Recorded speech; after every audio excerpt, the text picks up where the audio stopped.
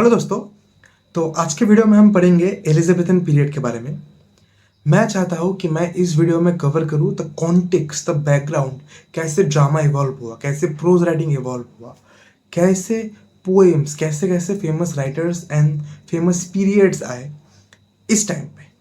So obviously मैं इस video में ज़्यादा राइटर्स को कवर नहीं करूँगा, मैं बस कुछ इंपॉर्टेंट राइटर्स जैसे कि Philip Sidney, Edmund Spenser, Christopher Marlowe, William Shakespeare, Ben Jonson, Francis Bacon, ऐसे टाइप के राइटर्स को कवर करूँगा।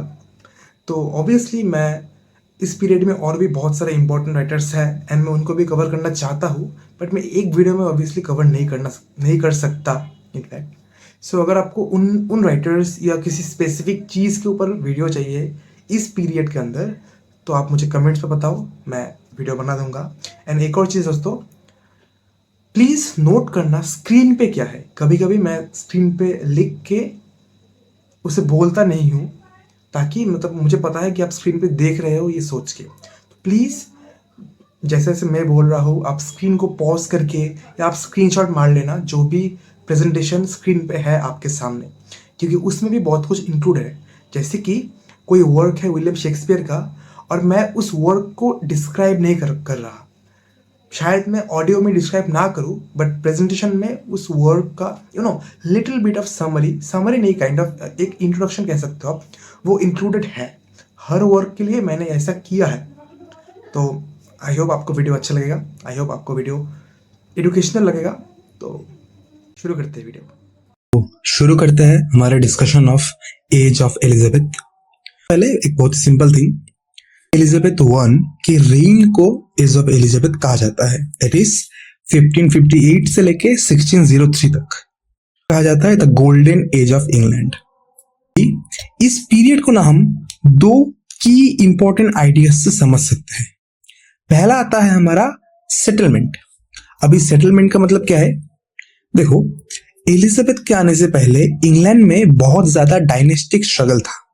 डायनेस्टिक स्ट्रगल मतलब बात को लेके बैटल था कि कौन रूल करेगा। जैसे कि हमारा वॉर ऑफ रोजेस हो गया एंड हेनरी 8 के अंदर कुछ रिलीजियस टर्मोइल भी थे, ये सब हो गया था। बट एलिजाबेथ वन के आते आते ये देश एकदम पीसफुल और यूनाइटेड हो चुका था।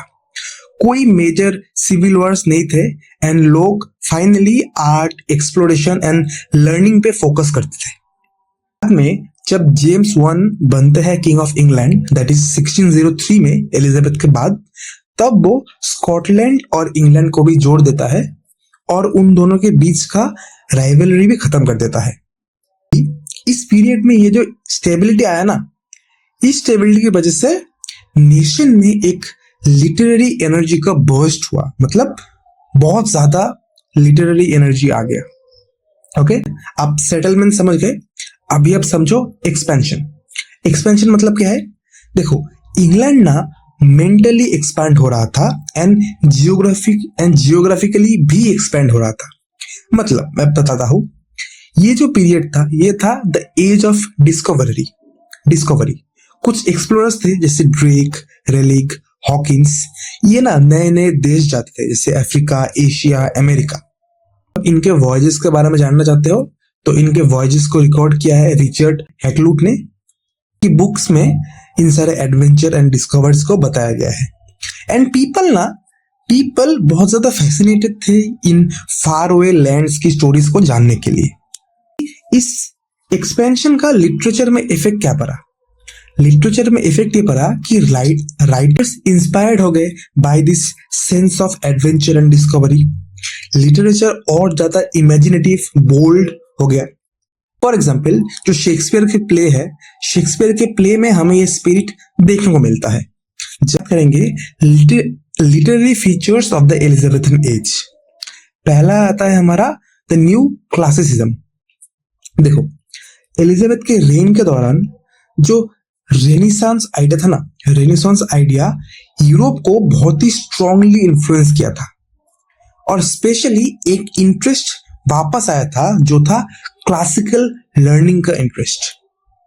इसका मतलब था, क्लासिकल लर्निंग का मतलब था the literature and philosophy of ancient Greece and Rome.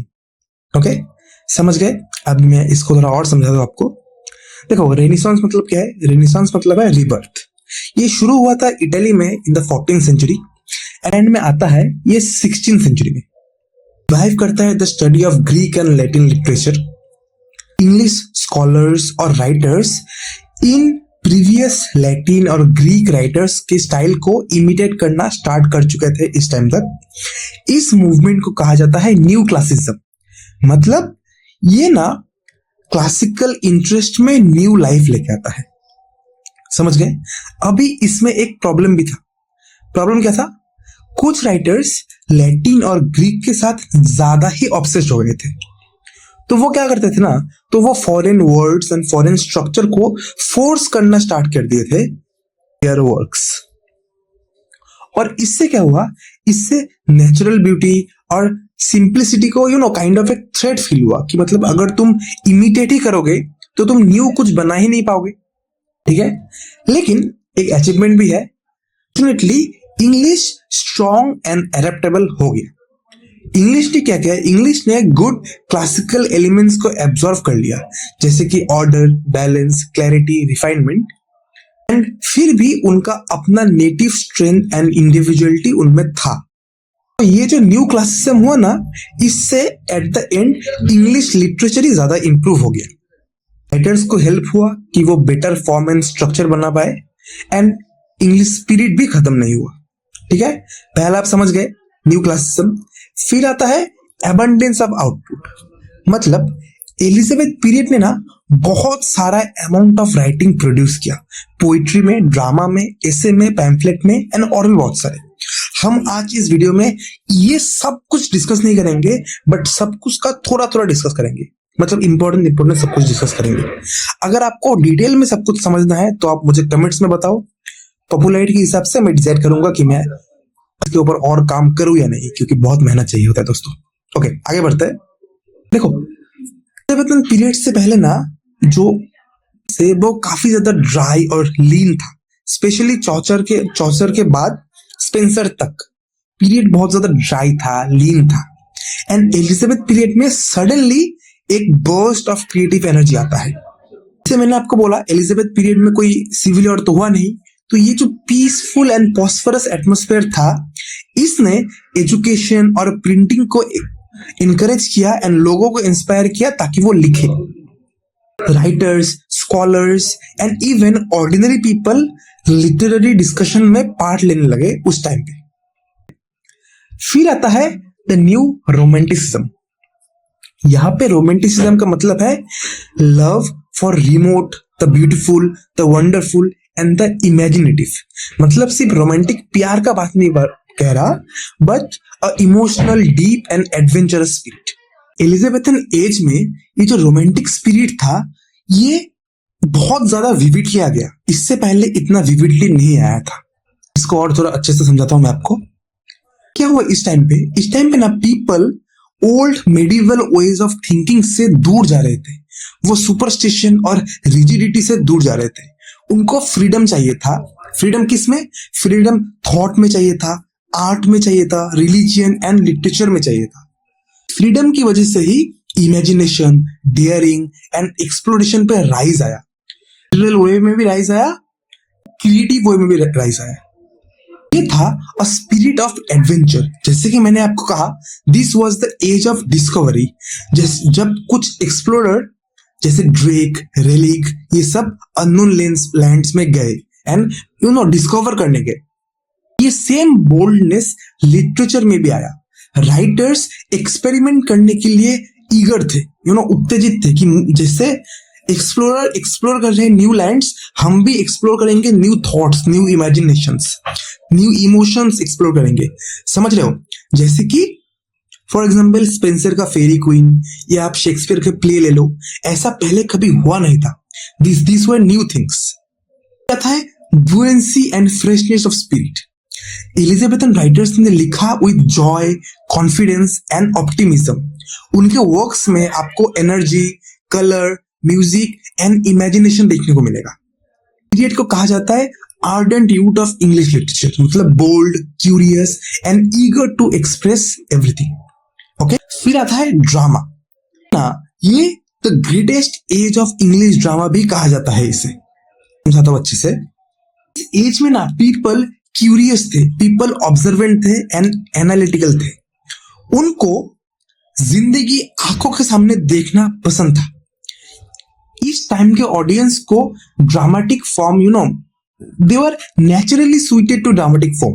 Okay, तो जैसे कि ग्रेजुअली आपको पता है पास्ट से ड्रामा बहुत ही स्लोली ग्रो हो रहा था, एलिजाबेथन पीरियड में ड्रामा सडनली एकदम मैच्योर हो गया। देखो इसमें कुछ डिफिकल्टीज भी थी। ड्रामा ना एकदम स्मूथली राइज नहीं हुआ था, इसमें बहुत सारे एथिकल एंड मोरल चैलेंजेस भी थे। For example disorder among actors. तो पहले पहले थिएटर्स थे ना, क्योंकि एलिजाबेथन पीरियड में आपको पता होगा बहुत थिएटर्स बहुत ही न्यू थिंग थे उस टाइम।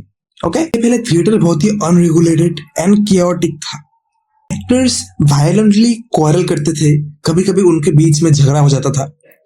इन सब की वजह से गवर्नमेंट ने डिसाइड किया कि थिएटर बंद कर देंगे एंड बहुत बार किया भी बिटवीन 1590 एंड 1593। फिर 1594 में इसका एक सोल्यूशन निकाला। गवर्नमेंट ने 2 ट्रूप को लाइसेंस दिया। एक है हमारा द लॉर्ड चैम्बरलेन्समैन, जो कि शेक्सपियर का कंपनी था। एक है द लॉर्ड एडमिरल्समैन, ये एक राइवल कंपनी था एंड इसमें हमारा क्रिस्टोफर मार्लो भी काम करते थे। इसकी वजह से थिएटर में ऑर्डर एंड प्रोफेशनलिज्म आया।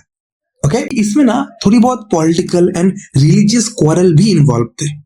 कभी कभार का भी हिस्सा हो जाती थी एंड इनफैक्ट अपने प्ले करते करते वो लोग काइंड ऑफ डिप्लोमेटिक वे में कंट्रोवर्सी का साइड भी ले लेते कि उनको कुछ साइड में रहना है। इनफैक्ट इन सब पॉलिटिकल इंटरफेरेंस की वजह से ही थिएटर को शट डाउन किया गया था 1589 में। और इशू था थिएटर में, वो था प्यूरिटियन ऑपोजिशन। देखो जो प्यूरिटियन है ना, प्यूरिटियन मतलब स्ट्रिक्ट प्रोटेस्टेंट, इसके बारे में आपको पता होगा, नहीं पता है तो मुझे बताना, मैं समझा दूंगा आपको। तो प्यूरिटियन क्या करते थे, प्यूरिटियन ये मानते थे कि ड्रामा इमोरल है एंड इनफैक्ट को करप्ट कर रहे हैं। एक बहुत ही फेमस प्यूरिटियन क्रिटिक है जिसका नाम है स्टीफन गॉसन, आपको नाम पता होगा, बहुत ही पॉपुलर नेम है ये। इसने लिखा था द स्कूल ऑफ एब्यूज 1579 में। ये बहुत ही हार्श अटैक किया था पोएट्स को और ड्रामेटिस्ट को। फिर इसके डिफेंस में सर फिलिप सिडनी हमारा एपोलॉजी फॉर पोएट्री लिखते हैं अराउंड 1508 के आसपास, जो कि इसका एक classic statement of literary theory बन जाता है। हम ड्रामा के कुछ ट्रायम्फ एंड डिक्लाइन के बारे में भी बात कर लेते हैं। ये जो अर्ली ट्रेवल्स था ना दोस्तों, जो मैंने आपको अभी भी बताया, इनकी वजह से ड्रामा फ्लोरिश तो किया एंड इनफैक्ट ड्रामा अपने पीक भी पहुंच गया शेक्सपियर के टाइम पे। इसने बहुत बड़े बड़े प्ले राइट भी प्रोड्यूस किए जैसे Marlowe, Ben Jonson, Webster. But however end of the period, जो कि अर्ली 17th सेंचुरी है, ये जो फ्रेशनेस था ना ड्रामा में, ये फेड होने लग गया एंड डिक्लाइन दिखाई दे रहा था। समझ गए? अभी थोड़ा सा पोएट्री के बारे में बात कर लेते हैं इस पीरियड के। दोस्तों आई थिंक आपको वीडियो बोरिंग लग रहा होगा, बट कुछ कर नहीं सकते, आपको कॉन्टेक्स्ट एंड बैकग्राउंड तो जानना ही पड़ेगा। तो पोएट्री की अगर बात करें तो इन पीरियड का एक इंपॉर्टेंट हिस्सा पोएट्री भी था, क्योंकि लोगों का अंदर एक लव फॉर पोएट्री बहुत ही डीपली था उस टाइम पे। मानते थे कि poetry was an art of the highest order. Poetry human emotion, beauty and imagination को सबसे अच्छे तरीके से एक्सप्रेस कर सकते हैं। तो अभी हम बात कर लेते हैं पोएट्री के कुछ फीचर्स के बारे में, बस थोड़ा देख लेते हैं। पहला आता है हमारा music and melody, imagination and emotion, influence of the Renaissance, variety of forms, ये सब देखने को मिलेगा। कुछ मेजर पोइट्स है जैसे Edmund Spenser, sir Philip Sidney, William Shakespeare, Michael Drayton, Samuel Daniel and others भी थे, बट इन सबको मैं एक्सप्लेन नहीं करूंगा क्योंकि मुझे बस अभी वीडियो को थोड़ा छोटा रखना है।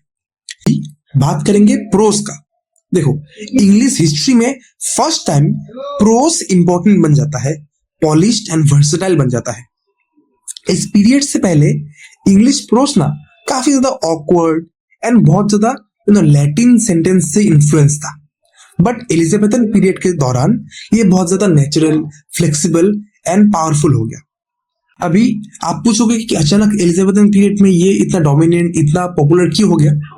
क्योंकि लैटिन डोमिनेंस खत्म हो गया। पहले के जो राइटर्स थे ना, वो kind of Latin grammar and vocabulary को इमिटेट करना चाहते थे। बट इस टाइम तक राइटर मान चुके थे कि इंग्लिश अपने आप में खड़ा हो सकता है and English is a beautiful and expressive language in itself. So English pros अपना खुद का ट्रेडिशन एंड स्टाइल डेवलप करने लग गई थी।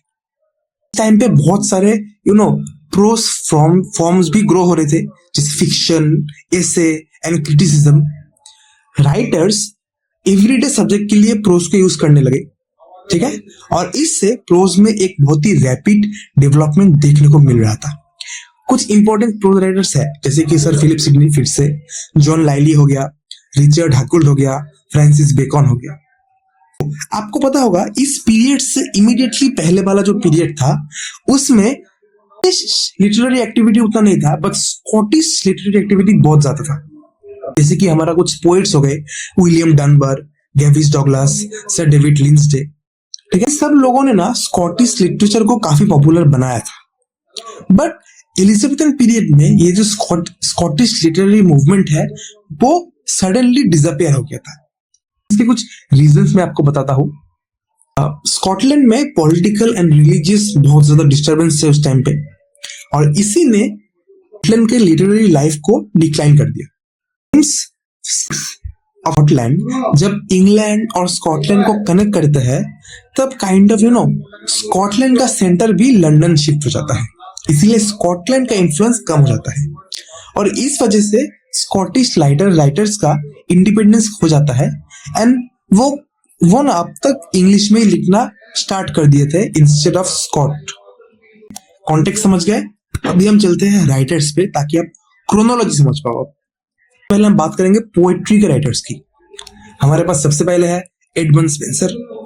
लिस्ट ऑफ वर्क्स है, मैंने आपको स्क्रीन में बहुत सारे दिए हैं, बट इंपॉर्टेंट वाले मैं बता रहा हूँ आपको। 1579 में द शेपर्ड्स कैलेंडर इसने पब्लिश किया था, अपने खुद के नाम पे पब्लिश नहीं किया था, इसने एक स्यूडोनिम यूज किया था, उसका नाम है इमेरिटो, IMMERITO। इनफैक्ट ये इसका डेब्यू बुक कह सकते हो आप। फिर इसने फेरी क्वीन लिखा, 3 बुक पब्लिश किया था 1590 में। बाकी पोएम्स का कलेक्शन मिल जाएगा, आप नाम देख लो, ओके। ट्रांसलेशन वर्क से कुछ, फिर एमोरिटी इसका इंपॉर्टेंट वर्क है, 1595 में लिखा गया है। 26 में इसने फेरी क्वीन फिर से पब्लिश किया, बुक 4 और 6, एंड इसके मौत के बाद भी कुछ बुक पब्लिश हुए जो कि इसने खुद नहीं किया ऑब्वियसली। तो आप स्क्रीनशॉट मार लो, आपको नेट के लिए इजी होगा। फिर आता है हमारे पास पोएट्स में जॉन डन का बहुत ही इंपॉर्टेंट अच्छा वर्क्स है, जैसे फ्ली हो गया, बिथानस हो गया, स्यूडो मार्टर हो गया, और भी बहुत कुछ, जैसे अ वैलिडिक्शन, फॉरबिडिंग मॉर्निंग, ये तो बहुत सारे लोगों के सिलेबस में भी होगा ये पोएम।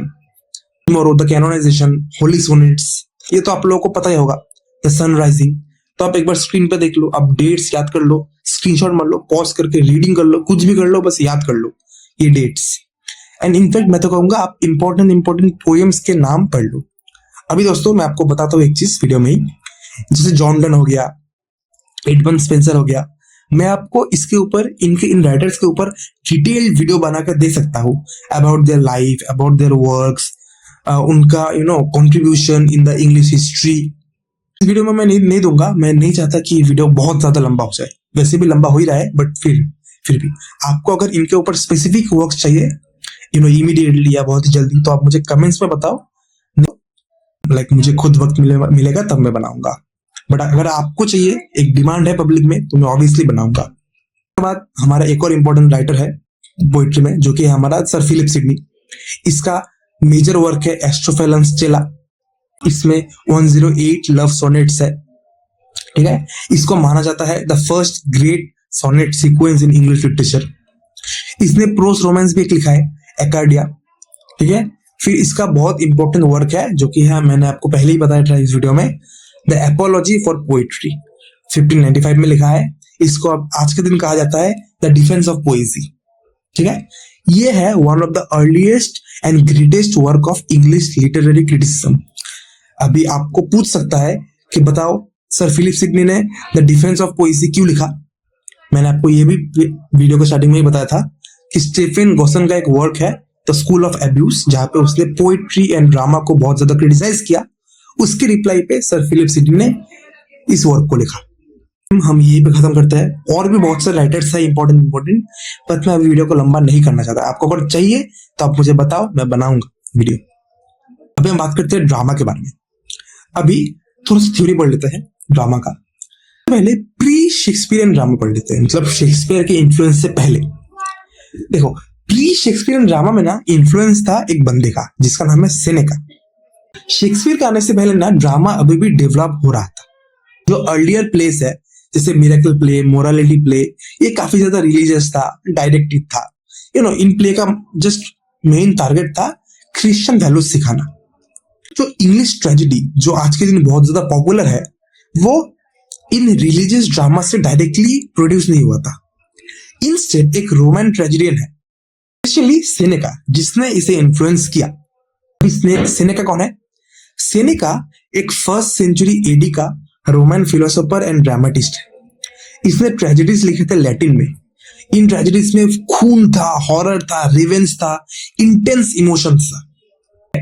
ये सेनेका का जो प्लेस है ना, इन प्लेस को परफॉर्म करने के लिए नहीं लिखा था इसने, बट इसने लिखा था ताकि लोग पढ़े एंड लोगों को मजा आए। तो सेनेकन प्लेस के कुछ फीचर्स हैं जैसे कि horror and violence, exaggerated emotions, rhetorical language, moral reflection, chorus and messenger, revenge theme, ये सब। ठीक है, अभी मैं आपको बताता हूं कि सेनेकन इन्फ्लुएंस स्पिरिट कैसे हुआ। देखो, कुछ यूनिवर्सिटीज थे जैसे कि स्पेशली कैम्ब्रिज की जो प्लेस थे ना, उन्होंने सेनेका के ट्रेजेडी को इमिटेट करना शुरू किया था। को सेनेका के स्ट्रक्चर एंड स्टाइल को बहुत ही क्लोजली पढ़ा। उन लोगों ने कोर्ट्स के इन प्लेस को परफॉर्म किया, स्टेज में परफॉर्म किया, जैसे कि हमारे मार्लो हो गए, ग्रीन हो गए, पील हो गए। ठीक है, इन्होंने स्टेज पे इन्हें परफॉर्म किया। इनफैक्ट पॉपुलर स्टेज के लिए इन प्लेस को लिखा इन लोगों ने। अभी इसका एक लेगेसी है। ठीक है, थॉमस किड का एक वर्क है, एक बहुत ही पॉपुलर वर्क है, द स्पेनिश ट्रेजेडी। ये एक मॉडल बन गया। ये एक एक होता ना जिसे देख के लिटिल लोग इन्फ्लुएंस होता है। ये द स्पेनिश ट्रेजेडी, ये बन गया model for later English revenge plays. अभी ये जो स्पेनिश ट्रेजेडी है, इसने कुछ फीचर्स इंट्रोड्यूस किए, जैसे कि a ghost seeking vengeance, mad scenes, play with in a play, blood and and at the death. ये सब फीचर्स है दोस्तों रिवेंज ट्रेजेडी ट्रेडिशन के। अगर आप कॉलेज के स्टूडेंट भी हो तो भी आपको इसे आंसर में इंक्लूड करना पड़ेगा, the features of revenge tragedy. Okay, तो सेनेका का शेक्सपियर के ऊपर भी थोड़ा बहुत इन्फ्लुएंस था। हालांकि शेक्सपियर बहुत ज्यादा ओरिजिनल थे, बट फिर भी कुछ कुछ ट्रेसेस ऑफ सेनेका मिलते हैं हमें शेक्सपियर में। जैसे हेमलेट में हमें घोस्ट, रिवेंज, लॉन्ग सॉलिलोक्वी मिलता है। मैकबेथ में हमें एम्बिशन, हॉरर, सुपरनैचुरल एलिमेंट मिलता है। और रिचर्ड III में हमें ruthless villain, bloodshed, dramatic speeches मिलता है। ठीक है, आप इन्फ्लुएंस समझ गए, कॉन्टेक्स्ट समझ गए, आगे बढ़ते हैं हम द यूनिवर्सिटी विट्स के बारे में। अभी यूनिवर्सिटी कौन थे? यूनिवर्सिटी विट्स एक group of young educated playwright थे जो कि एलिजाबेथन पीरियड में थे, एंड इन लोगों ने इंग्लिश ड्रामा का फाउंडेशन बनाया। इन लोगों को यूनिवर्सिटी विट्स क्यों कहा जाता है? क्योंकि इनमें से ज्यादातर लोग ऑक्सफोर्ड या कैम्ब्रिज में पढ़े थे। सबसे ज्यादा फेमस यूनिवर्सिटी विट्स थे उनमें से क्रिस्टोफर मार्लो, आपको पता होगा, Robert Greene, Thomas Nashe, Thomas Lodge, George Peele, John Lyly. Thomas Kyd भी है, but he is not from university, but ये बहुत ज्यादा क्लोजली एसोसिएटेड थे इनके साथ। ये जो राइटर्स है ना, ये राइटर्स दोस्त थे, कुछ कुछ राइटर दुश्मन थे एक दूसरे के। एंड इनमें से ज्यादातर राइटर्स बहुत ही wild, adventurous and often tragic life जीते थे। इसलिए इनकी लाइफ में पॉवर्टी था, झगड़े थे, एंड इनफैक्ट ज्यादातर लोगों का बहुत ही अर्ली डेथ भी हो चुका था। बहुत से राइटर्स तो बाद में भीख मांगने के तहत पे आ चुके थे। अभी इनका यूनिवर्सिटी विट्स का इंपॉर्टेंस क्या है? देखो, यूनिवर्सिटी विट्स के आने से पहले इंग्लिश प्लेज ना बहुत ज्यादा सिंपल थे, क्लमजी थे, प्लॉट उतना अच्छा नहीं था, कैरेक्टर्स उतना अच्छा नहीं था, डायलॉग भी बहुत ज्यादा बेकार था। यूनिवर्सिटी विट्स ने को बदल दिया कुछ स्ट्रॉन्ग, इमोशनल, पोएटिक में। ठीक है, यूनिवर्सिटी विट्स के प्लेज में कुछ फीचर्स थे जैसे कि फॉन्डनेस ऑफ हीरोइक थीम्स। मतलब इनको ना ग्रैंड और पावरफुल सब्जेक्ट बहुत ज्यादा पसंद था, और ज्यादातर प्ले बेस्ड होता था ग्रेट हिस्ट्री और लेजेंडरी फिगर्स के ऊपर।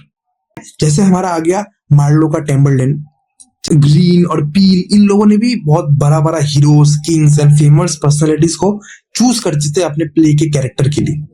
इनका फोकस हमेशा होता था ambition, power, love, revenge and tragedy के ऊपर, मतलब big emotion and big action.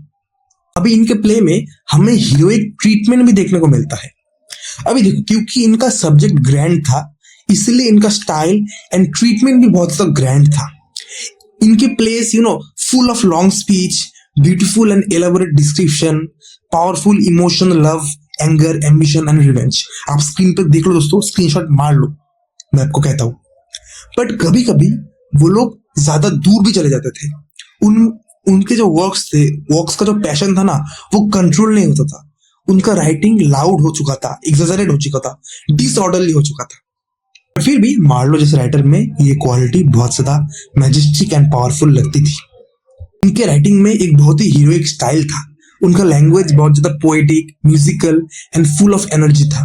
वो लोग ब्लैंक वर्ड्स यूज करते थे, इसलिए उनके वर्सेस में एक रिदम, एक स्ट्रेंथ होता था। उनका एम था strong and sounding lines, epithets and grand speeches. और इस वजह से ही कभी कभी उनका राइटिंग बहुत ज्यादा बॉम्बास्टिक हो जाता था, full of noise and exaggeration instead of genuine feeling. फिर भी जब इसे आप स्किल के साथ हैंडल करोगे, जैसे मान लो, ये बहुत ज्यादा इंप्रेसिव एंड मूविंग लगता है। अभी एक और चीज था, ये जो यूनिवर्सिटी विच था ना, ये लोग ज्यादातर ट्रेजेडी को प्रीफर करते थे। ज्यादातर यूनिवर्सिटी विच ट्रेजेडी ही लिखते थे, कॉमेडी लिखते नहीं थे। वो लोग सीरियस माइंडेड थे, एंड इनफैक्ट उन लोगों को deep emotions and moral struggles ही पसंद था। उनके प्ले में आपको ह्यूमर बहुत कम देखने को मिलेगा, एंड अगर आपको कभी देखने को मिले ह्यूमर, तो आपको पर की समझ में आ जाएगा कि बहुत ही बेकार लिखा गया है, बहुत ही इमेच्योर राइटिंग है। ह्यूमर में ना एक जेंटल, एक रिफाइंड कॉमेडी मिसिंग था, जो कि हमें शेक्सपियर के प्ले में मिलता है। एक राइटर है जो एक्सेप्शन है, जो कि है हमारे जॉन लाइली। ये बस रोमांटिक कॉमेडी लिख पाते थे उस टाइम। ओके, समझ गए? इसको खत्म करते हैं, पढ़ते हैं बस एक इंपॉर्टेंट यूनिवर्सिटी के बारे में, जो कि क्रिस्टोफर मार्लो। दोस्तों, इंपॉर्टेंट सबके सब है, मैं आपको सबके ऊपर वीडियो बनाकर दे सकता हूं अगर आप चाहो तो। आपको बस एक कमेंट करने का देरी है। पता है हमारे क्रिस्टोफर मार्लो ने 6 इंपॉर्टेंट प्ले लिखे। सब इसने बस साल के बीच किया, 1587 से लेके 1592 तक। के पास कोई गिफ्ट फॉर कॉमेडी नहीं था।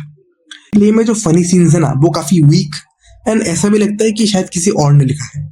तो जो प्ले है वो है टेम्बरलेन द ग्रेट, फिर है second part of Tamburlaine the great, फिर उसने लिखा है the Jew of Malta, Edward II, Doctor Faustus, the Queen of Carthage, और लास्ट में उसने लिखा द मैसेकर एट पेरिस। ये एक अनफिनिश्ड वर्क है, एंड ऐसा लगता है कि इसे बहुत जल्दी जल्दी लिखा गया है। एक और ड्रामेटिस्ट के बारे में पढ़ लेते हैं, जो कि है हमारे प्यारे विलियम शेक्सपियर। शेक्सपियर ने बस प्ले नहीं लिखा, शेक्सपियर ने पोएम भी लिखा था। इनफैक्ट शेक्सपियर ने 2 लॉन्ग नैरेटिव पोएम भी लिखा। ये बहुत बार आता है नेट में, एंड एग्जाम में भी आता है आप लोगों के। पहला है वेनस एंड एडोनिस, 1593 में लिखा है। फिर है द रेप ऑफ लुक्री, 1594 में लिखा है। ओके, समझ गए? शेक्सपियर में सोनेट्स भी पब्लिश किए, 1609 में पब्लिश हुए ये सोनेट्स। ये इनफैक्ट बहुत ज्यादा पॉपुलर है ये सोनेट्स। टोटल 154 सोनेट्स है इसके कलेक्शन में। शेक्सपियर के जो प्लेस है उसके बारे में मैं बात नहीं करूंगा, आपको विकिपीडिया में मिल जाएगा शेक्सपियर की प्लेस। अगर आपको फुल फ्लेजेड वीडियो चाहिए ऑन विलियम शेक्सपियर, उसके लाइफ से लेके उसके डेथ तक, मैं आपको पूरा एकदम स्टोरी मोड में बता दूंगा। बस आपको एक कमेंट करना इंपॉर्टेंट है, तब जाकर मैं समझ पाऊंगा कि आपको चाहिए शेक्सपियर के ऊपर वीडियो। प्लेराइट है जो बहुत ज्यादा इंपॉर्टेंट और बहुत ज्यादा पॉपुलर है, वो है हमारे बेन जॉनसन ने कुछ कॉमेडीज लिखा सबसे पहले, जो कि है every man in his humour, every man out of his humour, Cynthia civils and इसके कुछ मैच्योर कॉमेडीज। ये काइंड ऑफ इसका बेस्ट पीरियड था। इस टाइम के वर्क्स अभी भी पॉपुलर है इसके, जो कि है वॉलपोन, एपिसिन, एल्केमिस्ट। फोटो आप स्क्रीन पे देख लो, इसके कुछ लेटर कॉमेडीज भी है। Is an S the staple of news, ठीक है, समझ गए। आप स्क्रीन पे देख लो, और भी इसके बहुत सारे वर्क है, इसके और भी प्लेस है, ट्रेजेडी प्लेस है, इसके मास्क है। दोस्तों कोई ये बताता नहीं होगा, आपने अगर वीडियो इतना लंबा देख ही लिया है तो मैं आपको बताता हूँ। बेन जॉनसन फेमस हुआ था इसके मास्क के कारण। मास्क मतलब short musical court entertainment type का प्ले है, जिसमें पोइट्री भी होता था, डांस भी होता था, कॉस्ट्यूम भी था। ये एक शॉर्ट टाइप ऑफ प्ले होता था। इन मास्क ने ही बेन जॉनसन को फेमस बनाया। एंड इनफैक्ट उस टाइम पे ना, मैं आपको बताऊं दोस्तों, बेन जॉनसन शेक्सपियर से ज्यादा पॉपुलर थे उस टाइम पे। आई होप आप समझ गए। आगे बढ़ता है। उस टाइम पे दोस्तों प्रोस बहुत ज्यादा पॉपुलर था। मैंने आपको बताया प्रोस रिसेंटली पॉपुलर हुआ था एलिजाबेथन पीरियड में। और एक बहुत ही फेमस बंदा था जिसने प्रोस लिखा था बहुत सारा, उसका नाम है फ्रांसिस बेकन। 1561 से 1626 तक इनका लाइफ था। इन्होंने 2 लैंग्वेज में लिखा, इंग्लिश और लैटिन। इनके कुछ इंग्लिश वर्क्स है, उनमें से कुछ ऐसे है। इससे का पहला एडिशन है, उसमें 10 ऐसे था, सेकंड एडिशन में 38 ऐसे था, और थर्ड एडिशन में 58 ऐसे था। आपको बेकन के ऐसे पढ़ना ही पड़ेगा दोस्तों, बहुत इंपॉर्टेंट ऐसे है। आप अगर पढ़ोगे, आप अगर कॉलेज में हो, आप अगर मास्टर्स कर रहे हो, तो आपको बहुत हेल्प होगा बेकन के ऐसे अगर आप पढ़ोगे तो। बेकन के ऐसे एवरीडे टॉपिक्स के ऊपर बेस्ड है, जैसे कि लर्निंग, स्टडीज, ग्रेट प्लेसेस, सबके ऊपर, ठीक है। फिर बेकन ने एक और चीज लिखा जो कि है हमारा द एडवांसमेंट ऑफ लर्निंग, 1605 में लिखा था। इस वर्क से बेकन काइंड ऑफ फिलोसफी का फाउंडेशन रखता है। बेकन ने लिखा द हिस्ट्री ऑफ हेनरी 7, 1622 में लिखा था। ये है एक historical and political study of king Henry 7 rain. ये बस एक हिस्ट्री बुक नहीं है। बेकन हिस्ट्री को यूज करते हैं ये दिखाने के लिए कि कैसे पावर एंड पॉलिटिक्स काम करता है। बेकन के और भी कुछ वर्क्स है, आप उसे स्क्रीन पे देख सकते हो। ओके दोस्तों, तो मैं कहूंगा कि प्लीज आप इसे स्क्रीनशॉट मार लीजिए, बेकन के वर्क्स को, एग्जाम में आ सकता है। तो दोस्तों एलिजाबेथन पीरियड हम यहीं पे खत्म करते हैं। नेक्स्ट वीडियो पे हम शुरू करेंगे द एज ऑफ मार्लो। जब आपको समझ में आया, आपको अगर देखो एलिजाबेथन पीरियड में और भी बहुत सारे राइटर्स है, इनफैक्ट कह सकते हो इंपॉर्टेंट राइटर्स है, बट मैं एक वीडियो में कैसे उनको घुसाऊं। तो अगर आपको चाहिए कुछ स्पेसिफिक ऑथर्स, स्पेसिफिक चीजों के ऊपर वीडियोस, तो आप मुझे बताओ, मैं बना दूंगा दोस्तों। मिलते हैं नेक्स्ट वीडियो में। बाय बाय दोस्तों।